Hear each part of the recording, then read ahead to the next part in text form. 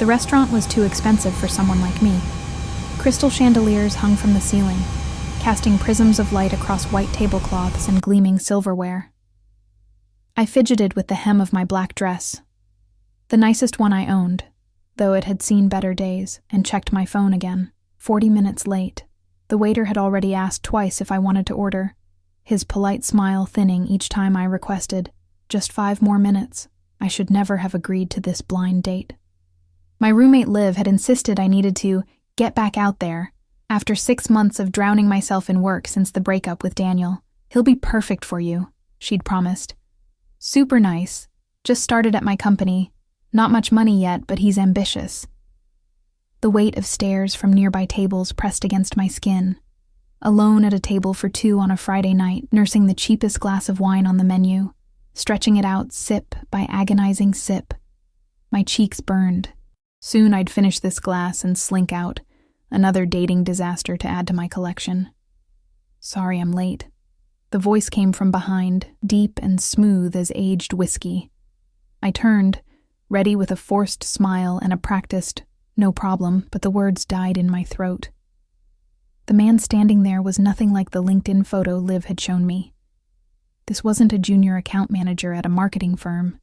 He wore a black suit that probably cost more than my monthly rent, tailored to broad shoulders that tapered to a narrow waist.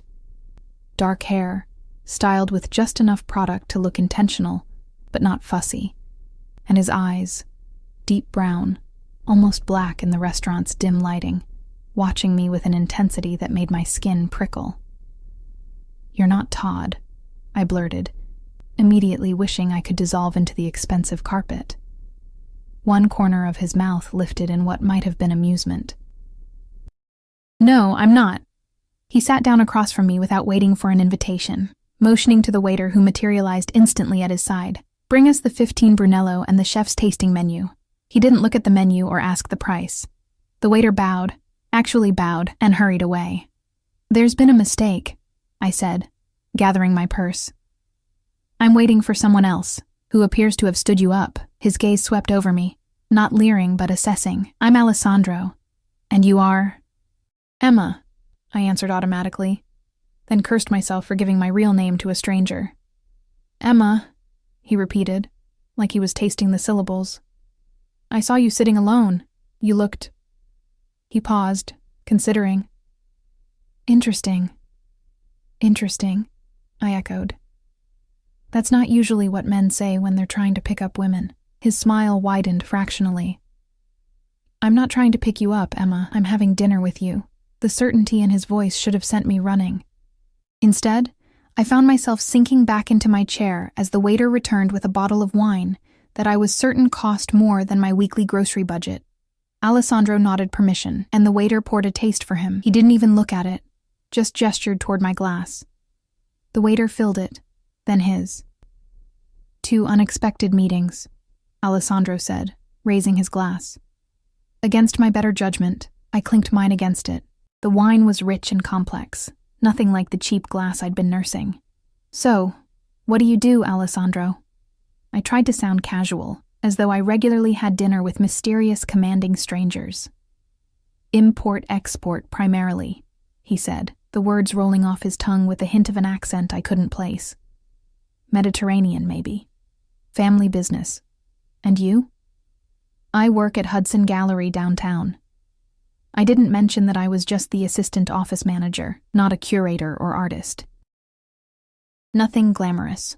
Art," he said thoughtfully. "Do you have a favorite period?" The conversation flowed more easily than I expected, jumping from Renaissance painters to modern architecture to my brief stint in art school, before dropping out when money ran dry.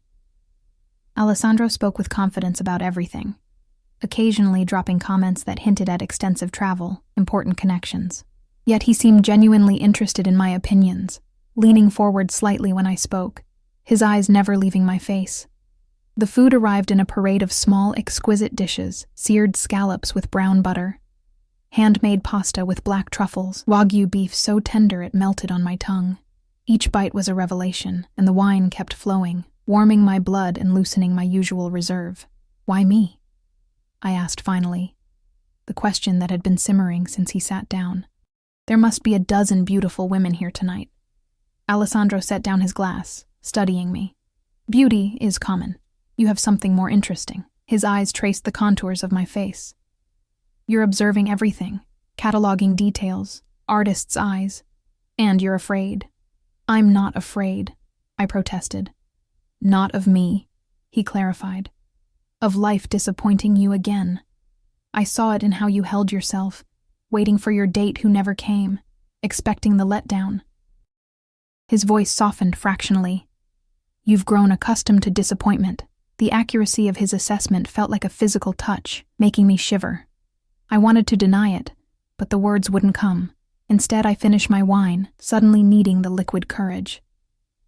You're very presumptuous. I'm very right, he countered without arrogance, just certainty. Outside, rain had started to fall, drumming against the windows and blurring the lights of passing cars. The restaurant had nearly emptied, and I realized with a start that we'd been talking for hours.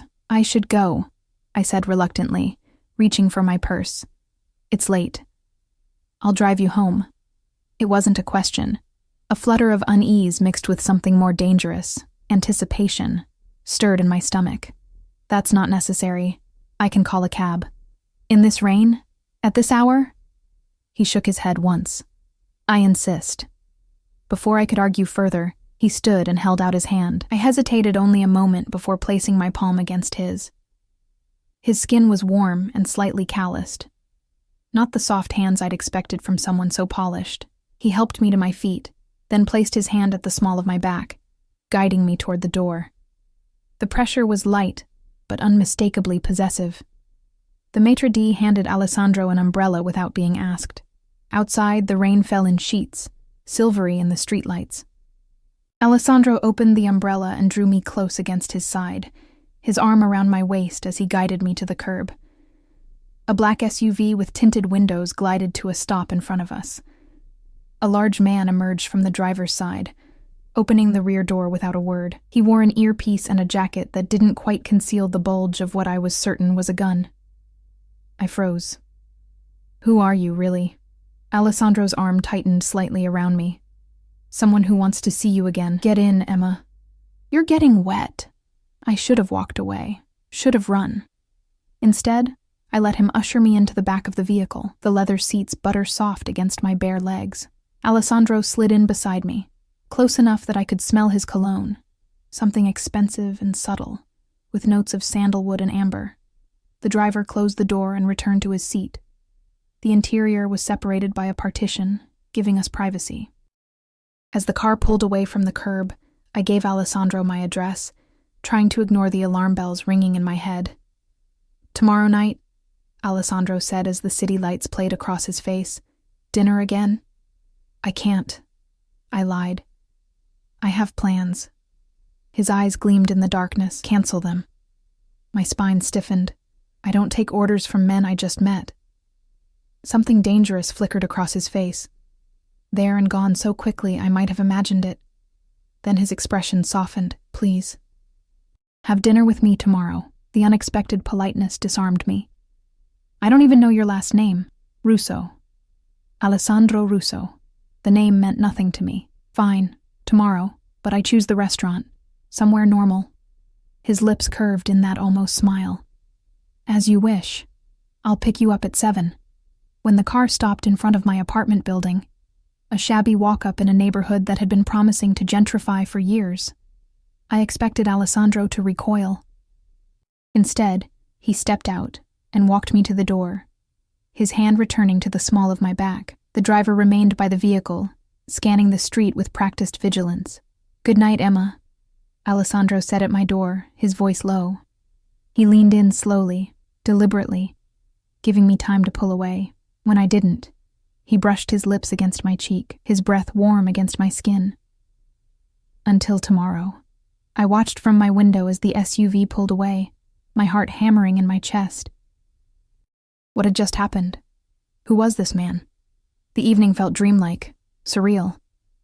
I kicked off my shoes and collapsed onto my bed, mind racing. My phone chimed with a text from Liv. How was Todd? I stared at the message, unsure how to respond. Todd, whoever he was, had never shown up. Instead, I'd spent the evening with a man who commanded rooms without raising his voice, who had a driver with a gun, who looked at me like he could see every secret I'd ever kept. He wasn't what I expected, I typed finally. I slept fitfully that night, dreaming of dark eyes and hands that guided rather than asked. Morning brought clarity, and with it, caution. I Googled Alessandro Russo over coffee and found nothing definitive. Some social media profiles that didn't match the man I'd met, business listings for various Russos around the country. If he was as wealthy as he seemed, his digital footprint was surprisingly minimal. I spent the day restless, alternating between anticipation and anxiety. By 6, I'd changed outfits 5 times, finally settling on jeans and a soft blue sweater that brought out my eyes. If we were going to a normal restaurant at my insistence, I would dress normally. At precisely 7, my phone rang with a call from an unknown number. "Yes?" I answered. "Miss Emma, your car is waiting downstairs." A man's voice, not Alessandro's. My car? I moved to the window and peered down. The same black SUV from last night idled at the curb, the driver standing beside it. "Mr. Russo sent me to collect you. There's been a change of plans." My stomach nodded. "What kind of change? Where's Alessandro?" "He had unexpected business to attend to. He asks that you trust him and come with me. He'll explain everything." Every instinct screamed danger.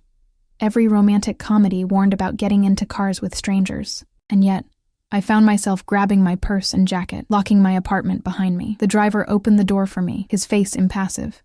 The back seat was empty. No Alessandro waiting. My pulse quickened with uncertainty as we pulled away from the curb.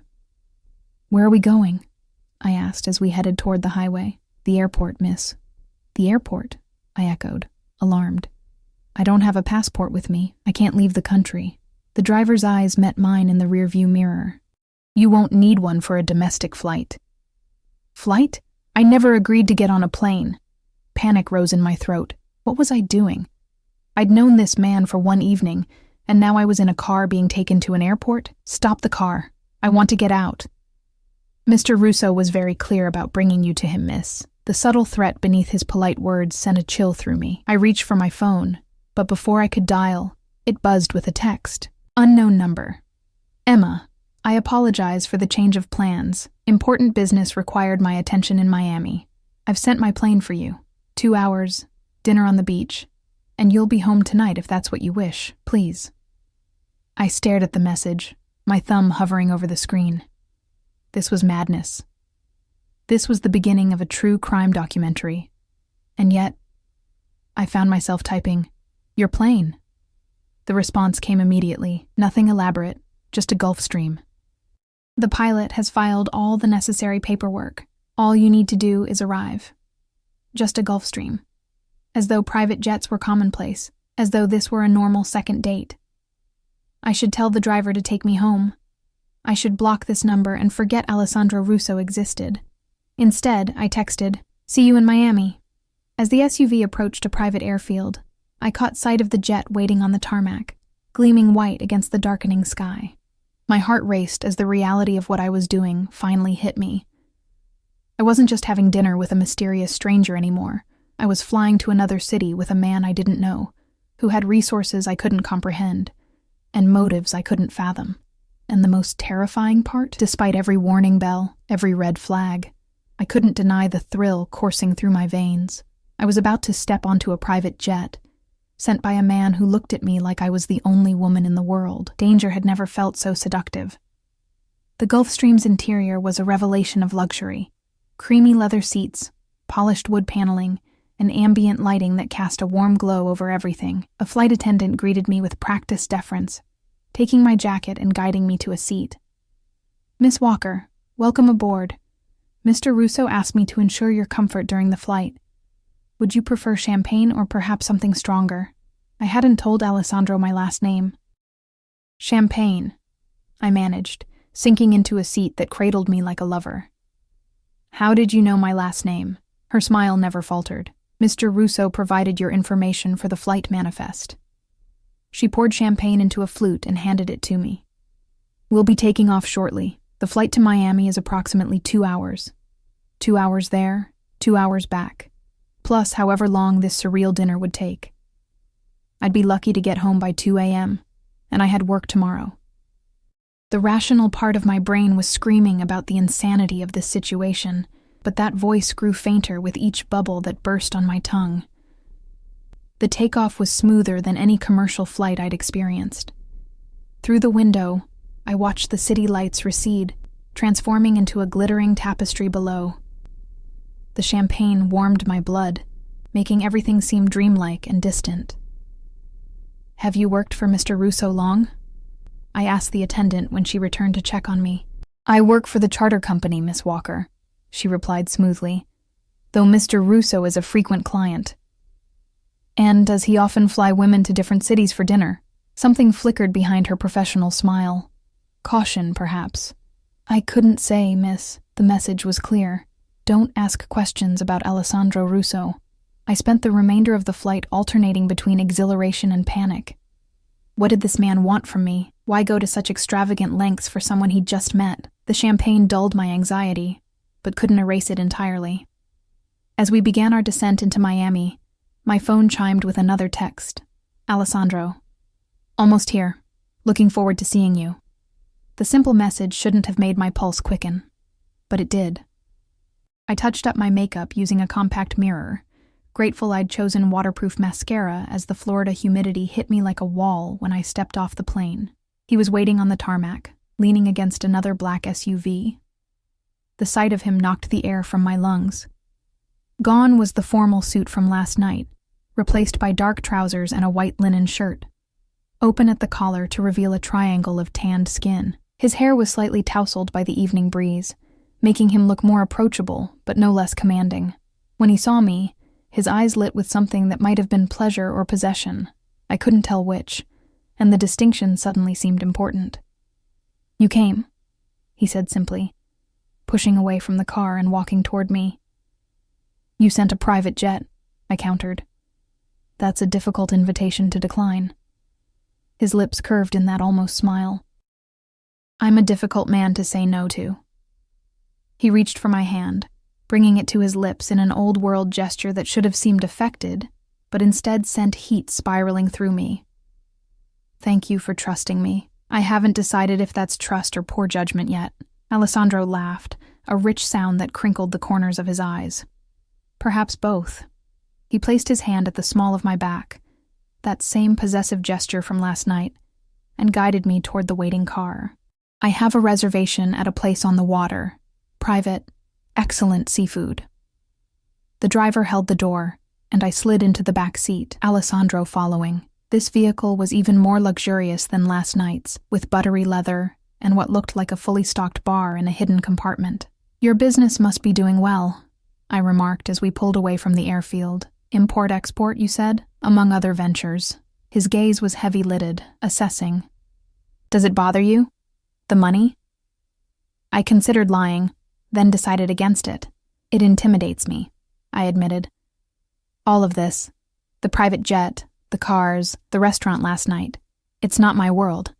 It could be," he said quietly. The simple statement hung between us, laden with implications I wasn't ready to examine.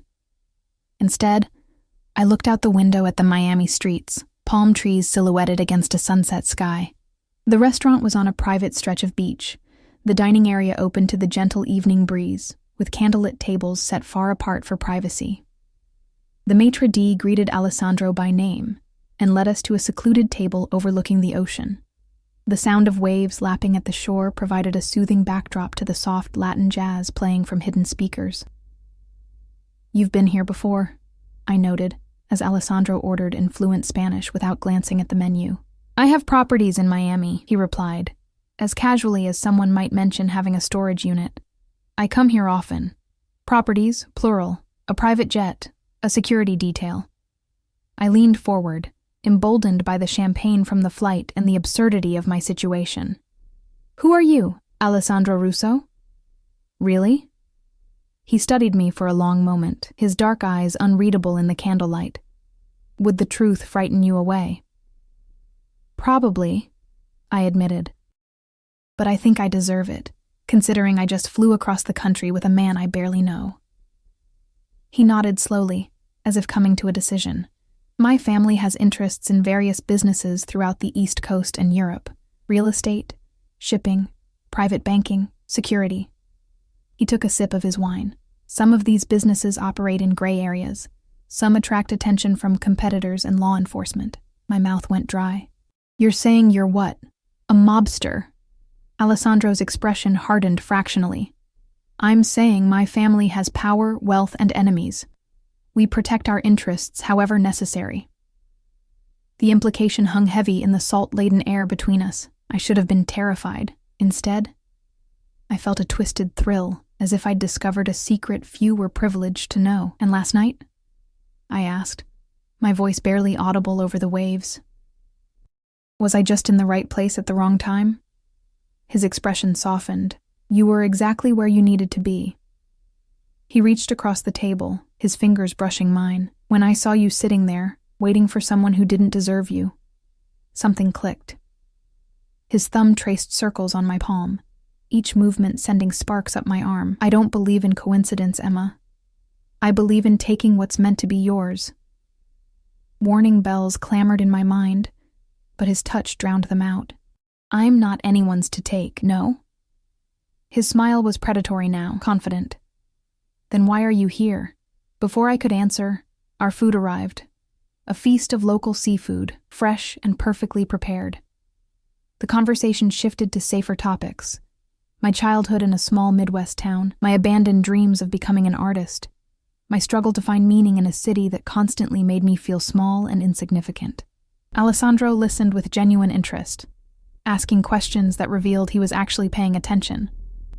In turn, he shared carefully edited stories of growing up in a powerful family, the weight of expectations, the isolation that came with his position. He spoke of art he'd collected, places he'd visited, but never specific details about his business or the extent of his wealth and influence. By the time dessert arrived, a decadent key lime confection paired with aged rum, I was both more comfortable with Alessandro and more mystified by him. The alcohol and the romance of the setting had lowered my defenses, making it difficult to remember why I should keep my distance. Walk with me, he said after the plates were cleared away. It wasn't a question, but his eyes sought permission. I nodded, and he helped me to my feet, his hand once again finding the small of my back as he guided me from the restaurant to the private beach beyond. We slipped off our shoes at the edge of the sand, the grain still warm from the day's heat. The night was velvet dark, stars scattered overhead like diamond dust, the ocean a rhythmic whisper against the shore. Alessandro kept me close, his arm around my waist. We walked in silence for a time, the intimacy of the moment making words seem superfluous. I have a confession, he said finally, stopping to face me. The moonlight carved shadows beneath his cheekbones, making him look both angelic and dangerous. I knew who you were before last night. My body tensed. What do you mean? Your roommate, Olivia. Her company recently began handling social media for one of my legitimate businesses. His eyes never left mine. I saw your picture on her Instagram. You were at some gallery opening, laughing, your head thrown back. I asked about you. A cold trickle of unease slithered down my spine. You orchestrated our meeting? What about Todd? There was never any Todd, Alessandro admitted. I asked Olivia to suggest a blind date, to tell you he'd meet you at that restaurant. I knew you'd be alone, waiting. The romantic evening crystallized into something darker. You manipulated me. Had your employee lied to me, I created an opportunity, he countered, unapologetic. Would you have agreed to meet me if you knew who I was? What I am? No, I whispered, the truth of it bitter on my tongue. Then don't fault me for knowing what I want and pursuing it.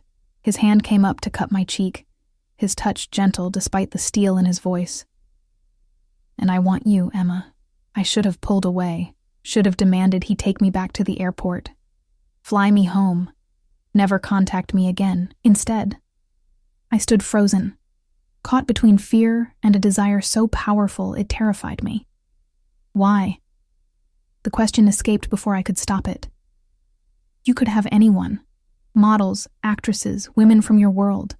I have no interest in vapid beauty or social connections, Alessandro said, his thumb tracing my lower lip. I've watched you for weeks. The way you lose yourself looking at art.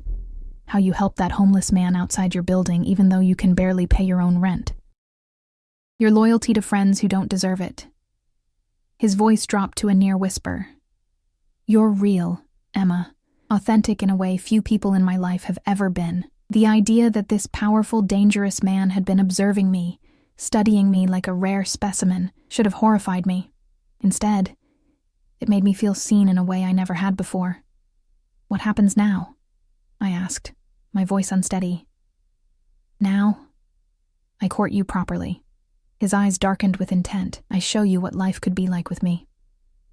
And you decide if you can accept what I am, what being with me would mean. And if I say no? Something flashed across his face. Anger, frustration, determination. Before his features settled into careful neutrality. I'm not accustomed to hearing that word, Emma. But for you, I would try to respect it. Try. The ambiguity of that single word hung between us. Before I could respond, his phone buzzed. Alessandro checked it, his expression hardening as he read the message. We need to go, he said, all warmth vanishing from his voice. Now. What's wrong? Business. He was already guiding me back toward the restaurant, his grip on my waist firmer than before, the kind that can't wait. The driver was waiting with the SUV, engine running. Alessandro helped me inside, then spoke rapidly to the driver in Italian, too fast for me to catch even if I'd understood the language. The urgency in his tone needed no translation. Is everything okay? I asked as we pulled away, tires spitting gravel. Nothing for you to worry about. Alessandro took my hand, his thumb rubbing circles against my palm, in what seemed like an unconscious gesture. But our evening needs to end earlier than I'd planned. The drive back to the airport was tense, Alessandro alternating between checking his phone and staring out the window, his jaw tight. The easy conversation from dinner had evaporated, replaced by a heavy silence that made my skin prickle with unease. At the airport, the Gulfstream waited, engines already whining in preparation for takeoff. Alessandro walked me to the stairs, his hand at the small of my back guiding rather than suggesting. I'm sorry about this, he said, stopping at the foot of the stairs. It wasn't how I planned our evening to end. It's fine, I lied, unsure what else to say. The romantic spell of the beach had broken, revealing the harsh reality of who this man was. Someone whose business could derail plans in an instant, whose life operated on a different plane than mine. Alessandro stepped closer, one hand sliding to the nape of my neck. I'll call you tomorrow, he said, his eyes searching mine. Then he leaned in, his lips brushing against mine in a kiss that started gentle but quickly turned hungry, possessive. I melted against him despite myself, my hands clutching at his shirt as heat bloomed low in my belly. When he pulled away, his eyes were dark with desire and something else, a fierce intensity that made me shiver. Safe travels, Emma. His voice was rough around the edges. Dream of me. I climbed the stairs on unsteady legs, acutely aware of his eyes on me until I disappeared into the cabin. Through the window, I watched him return to the SUV, already speaking rapidly on his phone. The businessman, or whatever he truly was, once more in control. As the jet taxied for takeoff, I pressed my fingers to my lips, still feeling the imprint of his kiss. What was I doing? Getting involved with Alessandro meant stepping into a world I knew nothing about, a world with rules and dangers I couldn't begin to comprehend. And yet, as Miami's lights receded beneath me, I couldn't deny the terrible truth. Part of me was already his. Sleep eluded me that night. I tossed and turned, replaying the evening in Miami like a film on loop. The private jet, the moonlit beach, Alessandro's confession that he'd orchestrated our meeting, the kiss that still burned on my lips. By dawn, my sheets were a tangled mess, and my thoughts no clearer than they had been at midnight. I stumbled through work the next day in a fog, yawning through inventory logs and emails. Twice my boss asked if I was feeling all right. I blamed it on insomnia, which wasn't entirely a lie. You look like you need this more than me, Liv said, placing a coffee on my desk during her lunch break visit. Her marketing firm was only a few blocks from the gallery, Late night? If she only knew. Something like that, I murmured, taking a grateful sip. Liv perched on the edge of my desk. So about Todd, she at least had the grace to look sheepish. He told me he never made it to the restaurant. Family emergency or something. Did you wait long? The lie came easily. Not too long. I had dinner by myself, then went home. God, I'm so sorry. He seemed reliable. She twisted a strand of hair around her finger. But hey, there's this client party next week. Lots of cute guys from the finance department will be there. You should come. I forced a smile. Maybe. The idea of making small talk with finance bros held zero appeal, especially after... My phone buzzed with a text. Unknown number. Thinking of you. Dinner tonight? I'll come to you this time. My heart performed a complicated gymnastics routine in my chest. Alessandro. I set the phone face down, trying to control my expression. Ooh, who's that? You're blushing, Liv teased, trying to peek at my phone. Nobody, I said too quickly. Just my mom. Her eyebrows shot up in disbelief, but thankfully she didn't press. Whatever you say. Anyway, about this party. I half listened as she detailed the event, my mind elsewhere. Alessandro Russo wanted to see me again. After the abrupt end to our Miami evening, I wasn't sure if he'd follow through on his promise to call. Part of me had hoped he wouldn't. It would make walking away from this dangerous attraction so much easier. Yet here was his message, burning a hole through my phone and my resolve. After Liv left, I stared at the text for a full 5 minutes before responding. I get off work at 6. His reply was immediate. I'll pick you up at 7. Casual attire. That evening, I changed 3 times before settling on dark jeans and a soft emerald sweater that brought out the green in my hazel eyes. I left my hair loose around my shoulders the way it had been in Miami when he kissed me. The memory made heat bloom across my skin. Precisely at 7, my buzzer rang. I took a steadying breath before answering. Yes? It's Alessandro. No driver this time. No security detail. Just him. I buzzed him in and opened my apartment door, heart hammering as his footsteps approached. When he rounded the corner of the stairwell, the sight of him stole my breath. Gone was the business mogul in tailored suits. Gone was the Miami playboy in linen. Tonight he wore dark jeans, a charcoal sweater, and a leather jacket that hugged broad shoulders. He looked almost normal, if normal men resembled Italian fashion models with dangerous eyes. Emma. My name in his mouth sounded like a caress. He approached slowly, as if giving me time to retreat, then leaned in to press a kiss to my cheek. His scent enveloped me, that same subtle cologne with notes of sandalwood and something darker. You look beautiful. Thank you, I managed, suddenly awkward in my own doorway. Do you want to come in for a minute? I just need to grab my coat. Alessandro stepped inside, his gaze sweeping my apartment in one assessing look. I saw it through his eyes, the secondhand furniture, the paint-splattered easel in the corner, the mismatched dishes drying on the rack. My cheeks burned with embarrassment. Your work?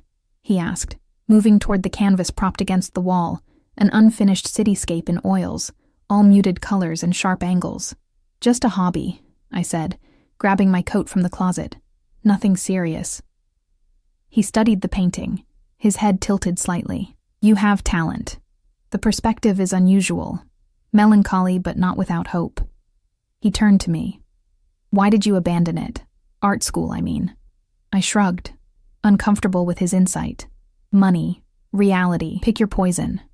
Something flickered in his eyes, understanding or perhaps calculation. Reality is malleable, Emma, especially with the right resources. Before I could decipher his meaning, he offered me his arm. Shall we? I made reservations at a place I think you'll enjoy. To my surprise, Alessandro drove himself, a sleek black Aston Martin that purred like a panther as we navigated through evening traffic. No driver, no security that I could see. It felt almost like a normal date. Where's your entourage? I asked, running my fingers over the butter-soft leather of the seat. His lips quirked. I don't need security for every outing, though they're never far. He glanced at me, his profile sharp against the city lights. Does it make you more comfortable thinking we're just two people on a date? Is that what this is? A date? What would you call it? I stared out the window, watching raindrops begin to spatter against the glass. I don't know what to call any of this. The restaurant, Miami, the things you told me on the beach. It doesn't fit into any category, I understand. Alessandro was quiet for a moment, his hand steady on the wheel. And yet you're here. I'm here, I echoed, the simple admission feeling like a surrender. The restaurant was a small Italian place tucked away on a side street, with worn wooden tables and candles stuck in wine bottles. Nothing like the opulent establishments of our previous meetings. The hostess greeted Alessandro with a cry of delight, kissing both his cheeks and speaking rapid Italian. He responded in kind, his hand never leaving the small of my back. Family friend, he explained, as she led us to a secluded corner table. My father knew her husband in Naples. This place has the most authentic carbonara in the city. Over dinner, which was indeed spectacular, Alessandro seemed determined to keep the conversation light. He asked about my day, told amusing stories about his travels, steered clear of any mention of his business or the abrupt end to our Miami evening. By the time we finished a bottle of Barolo, I'd almost convinced myself this could be normal. Almost. You're staring, he noted, setting down his espresso cup. What are you thinking? That I don't know which version of you is real, I admitted. The power broker with private jets and security details, or this, I gestured between us, the man who knows the owner of a hole-in-the-wall Italian restaurant and talks about art. Alessandro leaned forward, his dark eyes intent on mine.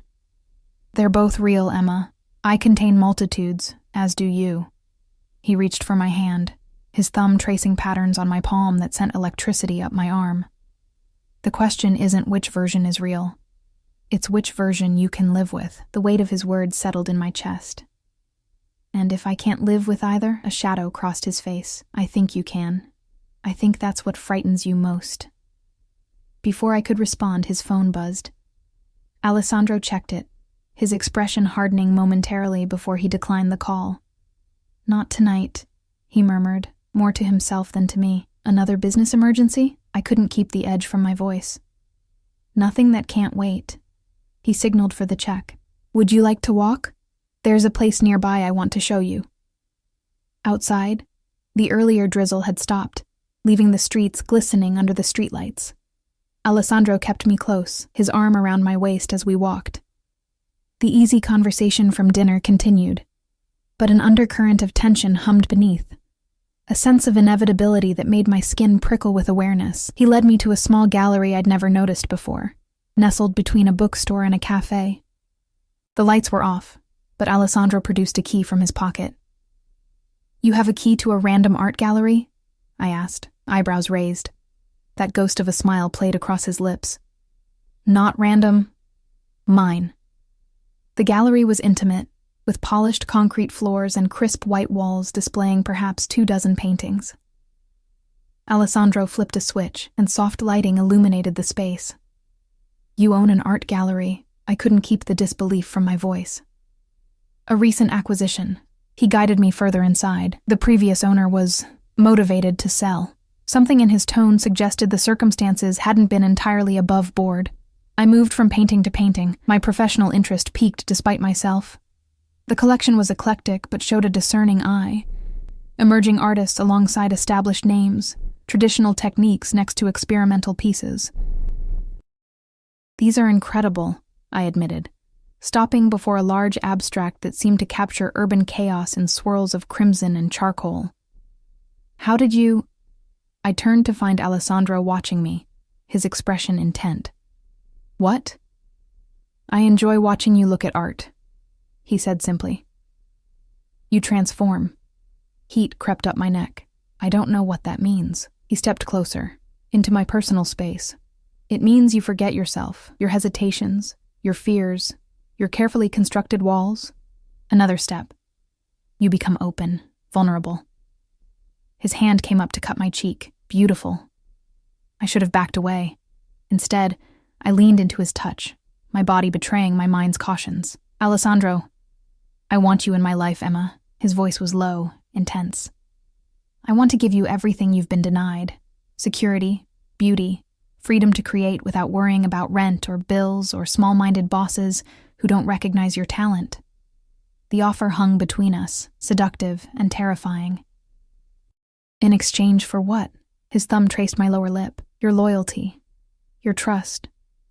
Eventually, perhaps your heart. And if I can't give those things, you already are, he murmured, closing the distance between us. Or you wouldn't be here. His kiss was different from the one in Miami. Slower, deeper, more deliberate.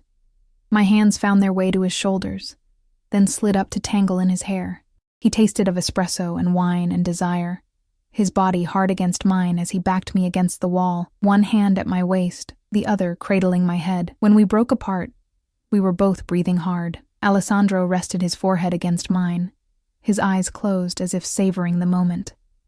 "Come home with me," he said, his voice rough around the edges. 1,000 reasons to refuse tumbled through my mind, but none made it to my lips. Instead, I heard myself say, "Yes." The drive to his home was a blur of city lights and mounting tension. Alessandro kept one hand on my thigh, a possessive weight that anchored me to the moment, preventing second thoughts. We barely spoke, the air between us charged with anticipation. I expected a penthouse or luxury high-rise, but Alessandro drove us to a brownstone in an exclusive neighborhood, its facade elegant but understated. He used a keypad to open a discreet gate, then guided the Aston Martin into an underground garage where several other vehicles, all expensive, all black, were parked. "You live here alone?" I asked as he helped me from the car. "I have staff, but they don't live in," he replied, leading me to a private elevator. "Tonight we won't be disturbed." The elevator opened directly into the main living area, an open concept space with soaring ceilings, minimalist furniture in shades of cream and gray, and floor-to-ceiling windows overlooking the city. Art was everywhere, from sculptures on pedestals to paintings that I recognized as museum-worthy pieces. "This is..." I struggled to find words adequate to the luxury surrounding me.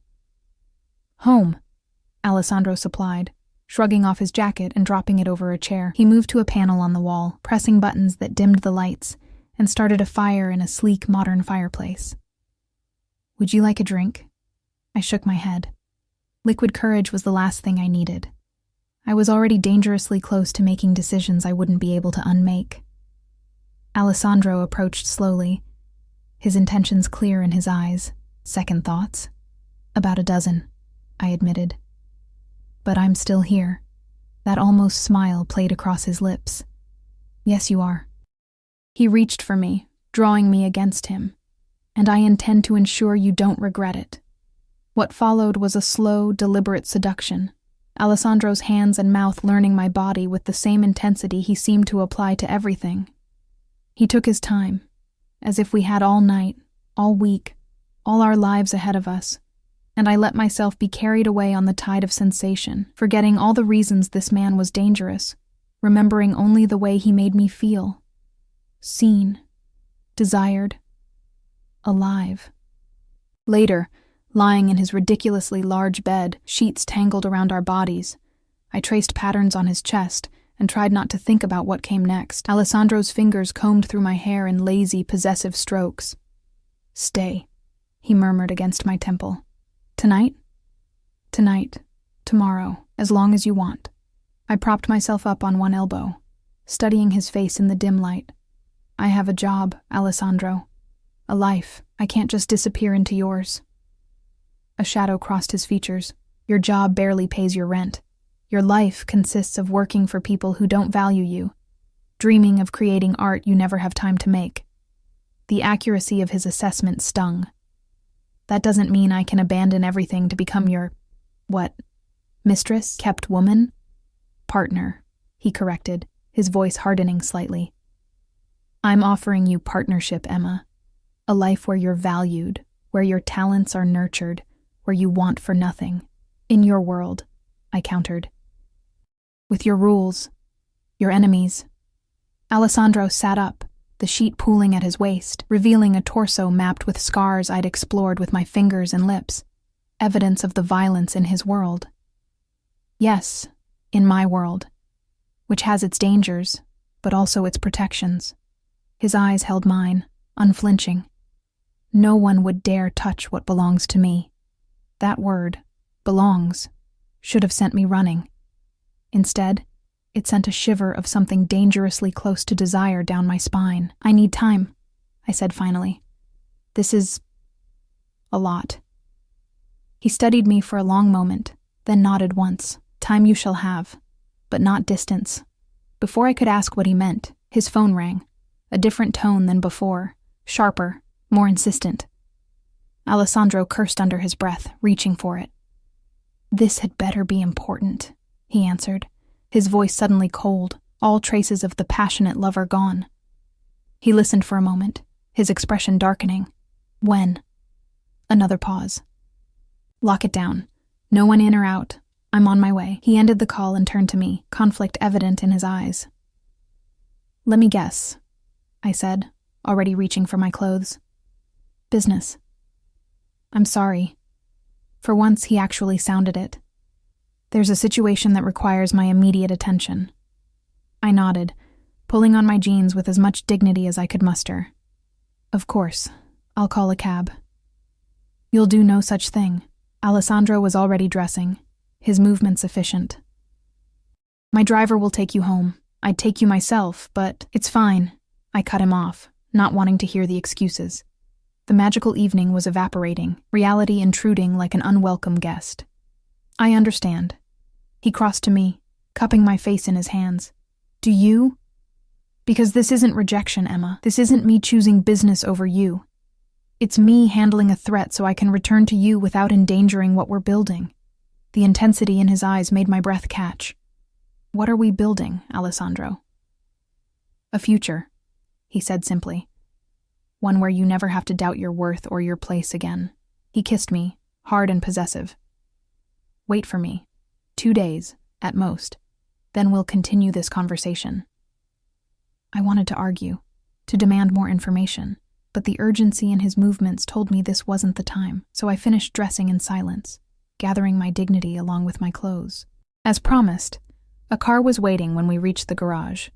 Not the Aston, but a black Mercedes with tinted windows, and a driver I recognized from the first night.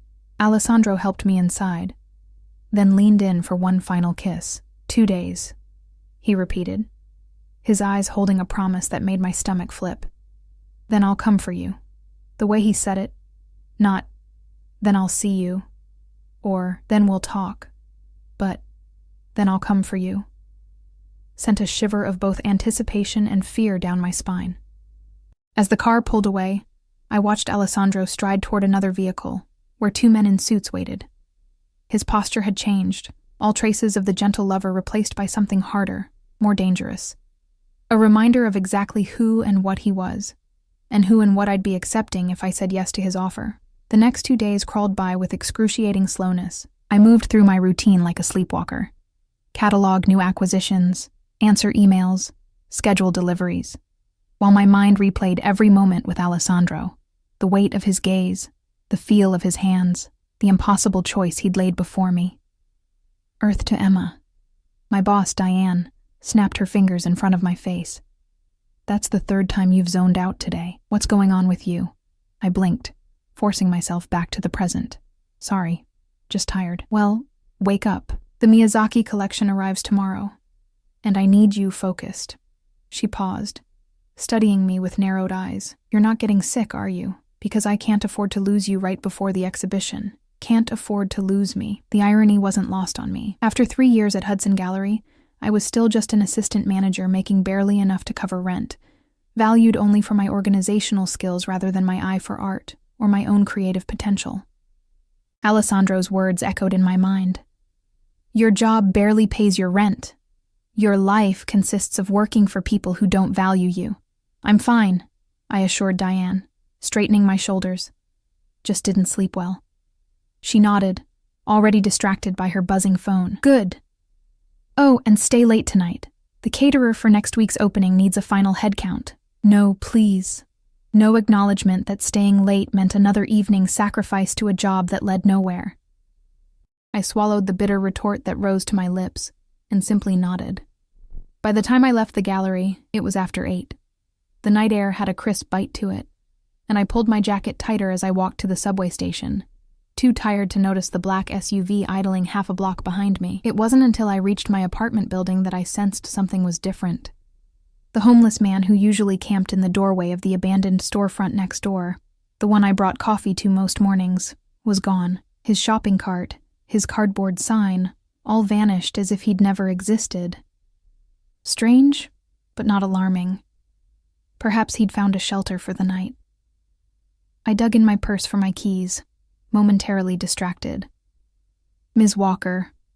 I jumped at the voice, nearly dropping my keys. A tall man in a dark suit stood a few feet away, his posture rigid, his expression unreadable. I recognized him as one of Alessandro's security detail. "Jesus, you scared me," I gasped, heart hammering. "What are you doing here?" "Mr. Russo sent me to ensure your safety." "My safety?" I glanced around the empty street. "What are you talking about?" The man's expression remained impassive. "It's not my place to explain. Mr. Russo asked me to give you this." He extended an envelope, thick cream-colored paper with my name written in elegant script. I took it reluctantly. Has he been having me watched? The thought sent a chill through me that had nothing to do with the evening air. "I'm just following orders, ma'am." He stepped back, nodding toward the black SUV parked across the street. "We'll be nearby if you need anything." "I don't need," I began, but he was already walking away, his message delivered. Inside my apartment, I dropped my purse on the counter and stared at the envelope in my hands. Part of me wanted to tear it open immediately, another part wanted to burn it unopened.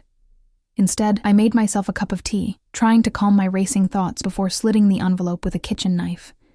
Inside was a single sheet of the same heavy paper, Alessandro's handwriting bold and confident. "Emma, circumstances have arisen that require my immediate attention across the country. I regret that our conversation must be delayed longer than I anticipated. Please accept my security detail as a necessary precaution. Recent business disputes have created potential risks that I will not allow to touch you. I've taken the liberty of addressing a more immediate concern. Check your email for details. Consider it not a gift, but an investment in your extraordinary potential. I will return in 5 days. Then, we will speak of futures. Until then, you are in my thoughts." No flowery declarations of feeling. No explicit mentions of danger. Just calm assurance and that same thread of possession that ran through all our interactions. I reread the letter twice, searching for hidden meanings before setting it aside and reaching for my laptop. My email contained a message from an unfamiliar address, sent an hour ago. "Dear Ms. Walker, per Mr. Russo's instructions, please find attached documentation confirming payment of the enclosed invoice. All appropriate taxes have been withheld as per state regulations. Your employee status remains unchanged. Respectfully, Thomas Wells, Chief Financial Officer, Russo Holdings. Attached was a PDF, a receipt for $45,000 paid to Hudson Gallery, with the notation, Emma Walker, Professional Development Fund." My hands trembled as I stared at the screen. $45,000, more than I made in a year, paid to my employer, but earmarked for me. What was Alessandro playing at? A text message chimed on my phone. "Check your other email. Personal account. A." How did he know I had checked my work email first? How did he even have my personal email address? The intrusion into my privacy should have angered me. Instead, a small, traitorous part of me thrilled at being so thoroughly known. My personal email contained another message, this one directly from Alessandro. "Emma, the gallery has been instructed to grant you a 3-month paid sabbatical to pursue your artistic development. Your job will be waiting when you return, should you wish to reclaim it. The studio is yours for as long as you desire. The address is below. Security has been arranged. Go there, create without constraint. And when I return, show me what freedom looks like through your eyes." Attached was a lease agreement for a loft space in the city's arts district, the kind of studio I could never afford on my salary, paid in full for 1 year, with my name as the tenant. I sank onto the couch, mind reeling. Alessandro had effectively bought me 3 months of freedom, a space to create, all without asking permission. The presumption was breathtaking, the generosity, overwhelming. The control, terrifying, and yet, the thought of 3 uninterrupted months to paint, to create, to rediscover the artistic voice I'd sacrificed to practicality years ago, it called to something deep within me. A hunger I'd tried to ignore for too long. Sleep eluded me that night, my mind a battlefield of conflicting emotions. By dawn, I'd made a decision of sorts. I would accept the sabbatical and the studio, not as a commitment to Alessandro or his world, but as an opportunity to reconnect with myself, to create from a place of freedom rather than desperation, to find strength in my own voice before facing the choice he'd laid before me. The next morning, I called in sick to work for the first time in 3 years, then spent an hour on the phone with Diane, who was surprisingly accommodating after I mentioned the professional development fund that had appeared in the gallery's account. "Mr. Russo explained everything," she said, her tone warmer than I'd ever heard it. "He's quite invested in nurturing local talent. We're happy to support your artistic development, Emma. Take all the time you need." I wondered exactly what everything entailed, what story Alessandro had spun to make my sudden sabbatical seem normal.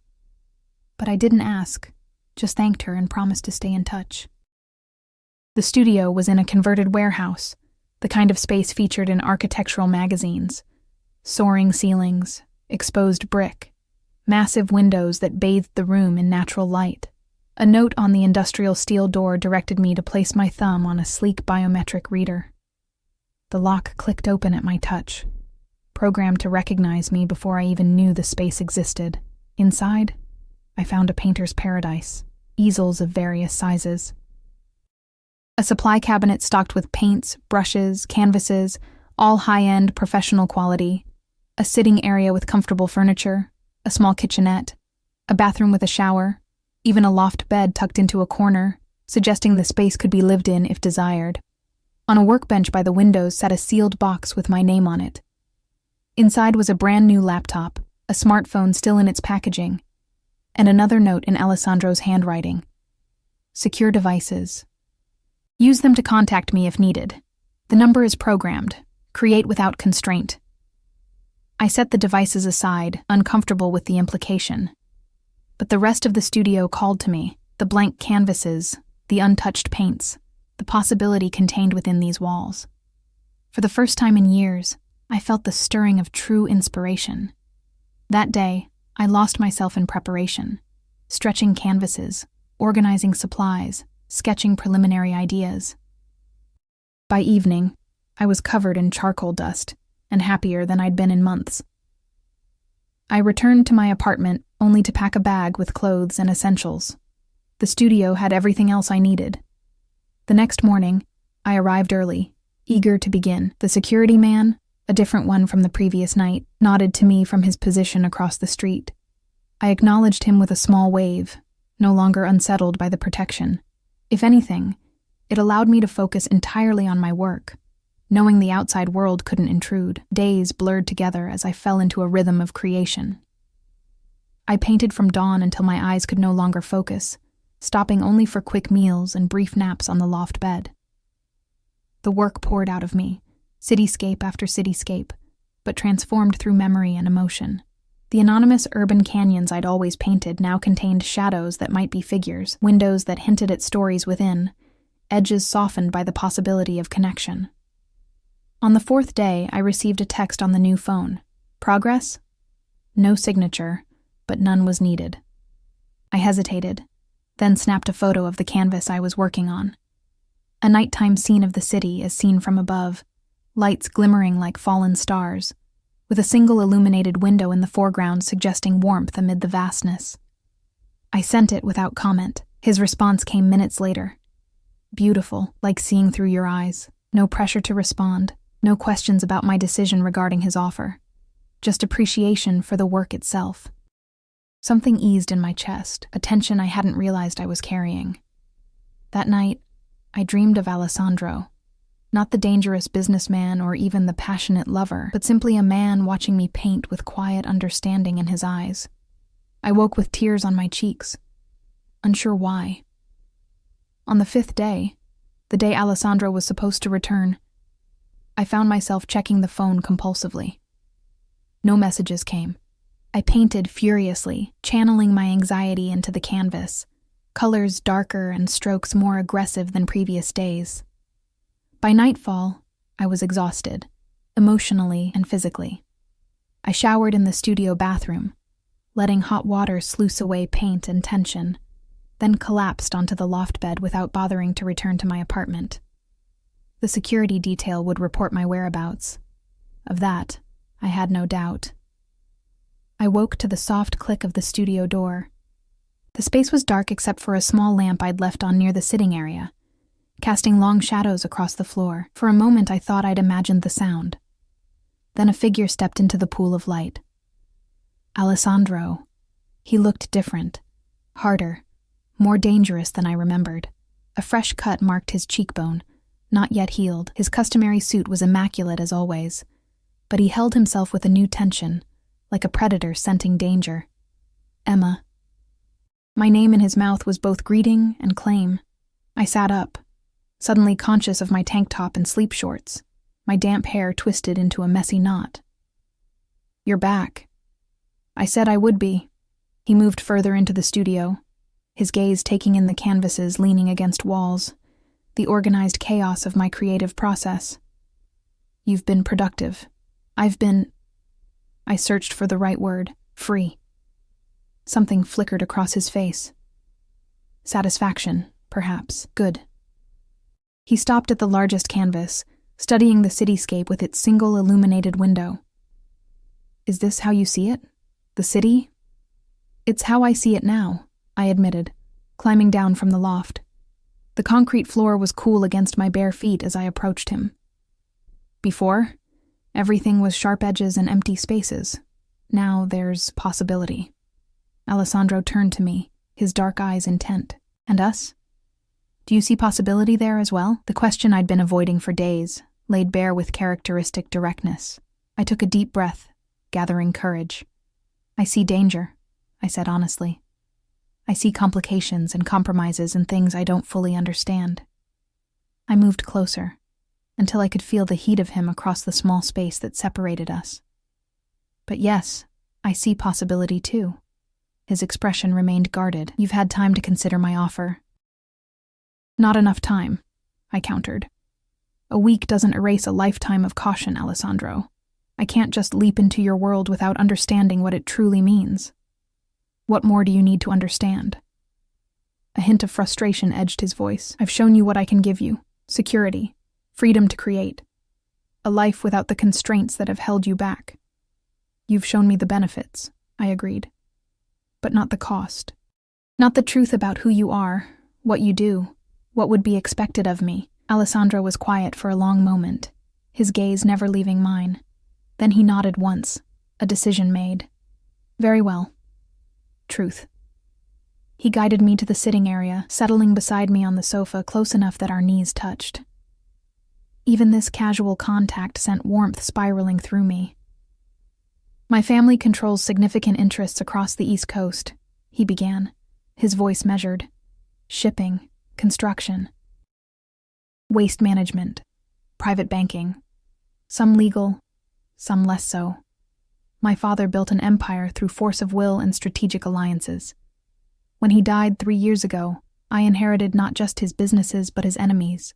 I listened without interrupting as Alessandro outlined the reality of his world. Territory disputes with rival families, corrupt officials on payroll, the constant vigilance required to maintain power and protect what was his. He spoke of violence as a necessary tool, of loyalty as the highest virtue, of a code of honor that operated outside the law but was no less binding.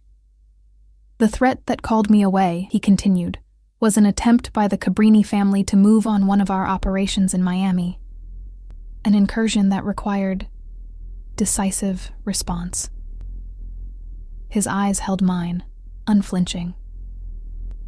I won't pretend my hands are clean, Emma. I've done things that would horrify you. I will do more if necessary to protect what's mine. And that would include me? I asked softly. If I accept your offer, I become something to be protected. A weakness others could exploit. A strength, he corrected. Something worth fighting for. But yes, You would be under my protection always. It would be known that to touch you is to invite my full retribution. The possessiveness in his voice should have repelled me. Instead, it sent a shiver of something like desire down my spine. And what would you expect from me in return? Blind obedience? Looking the other way when business requires things I can't condone? Alessandro's hand found mine, his touch gentle despite the hardness in his eyes. I would expect loyalty and discretion. I would not ask you to participate in aspects of my business that trouble your conscience. Your world would be this. He gestured to the studio, the canvases. Creation, beauty, the life of the mind. I would keep the darkness separate. But it would always be there, I said. The knowledge of what pays for all this, yes. No excuses, no justification, just honesty. I stood, needing distance to think. I don't know if I can do that, Alessandro. Live in a bubble of willful ignorance while you do what you do. He rose as well, closing the distance between us. Then don't. Know me, all of me, question me, challenge me. But do it at my side, not from a distance. As what? Your mistress? Your wife? The words escaped before I could stop them. Alessandro's eyes darkened. As my partner, my equal in all things that matter. His hand came up to cut my cheek. Eventually, yes, as my wife. I am possessive of what I value, Emma. I make no apologies for wanting to bind you to me in all ways possible. The raw honesty of his declaration stole my breath. This dangerous, powerful man was offering me everything. Security, freedom, passion, a future unbound by financial constraints. All I had to do was accept his world with all its shadows. I need you to understand something, I said, covering his hand with mine. If I choose this, choose you, I won't be kept in a gilded cage. I won't look away from uncomfortable truths or stop questioning when something seems wrong. A smile ghosted across his lips. I would expect nothing less. Your spirit, your integrity, these are what drew me to you. And if someday those qualities put us at odds, if my conscience can't reconcile with your choices, then we will face that day together, he said simply. I don't ask for blind faith, Emma. Just the chance to build something worthy of your trust. I studied his face, the cut on his cheekbone, the intensity in his eyes, the slight softening of his mouth when he looked at me. A man of violence and power, yes. But also a man who had seen something in me worth nurturing when I'd all but given up on myself. I can't promise forever right now, I said finally.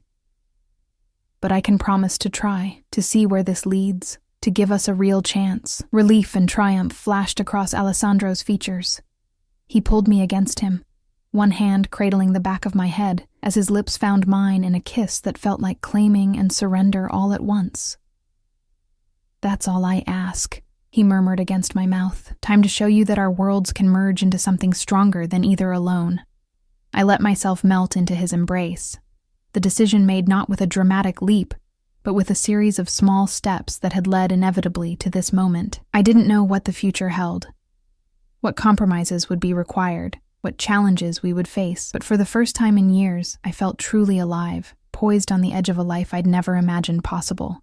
As dawn broke over the city, painting the studio in hues of gold and amber, Alessandro and I stood before my latest canvas, a cityscape where light and shadow balanced in perfect tension, neither dominating the other. His arm around my waist was both support and possession, my body leaning into his strength even as my mind charted its own course.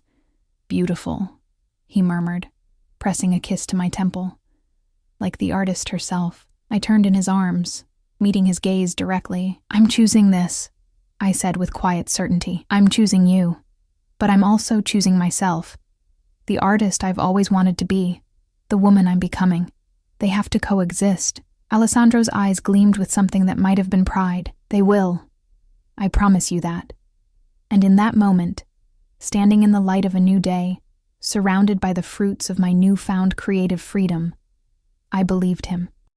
Our worlds, light and shadow, creation and protection, independence and belonging, could merge into something stronger than either alone. I had mistaken him for a simple blind date, an ordinary man. He had proven to be anything but, and now I was stepping willingly into his extraordinary world, eyes wide open, heart both trembling and resolute. Whatever came next, we would face it together, the gallery assistant and the Mafia boss, finding possibility in the most unexpected of meetings.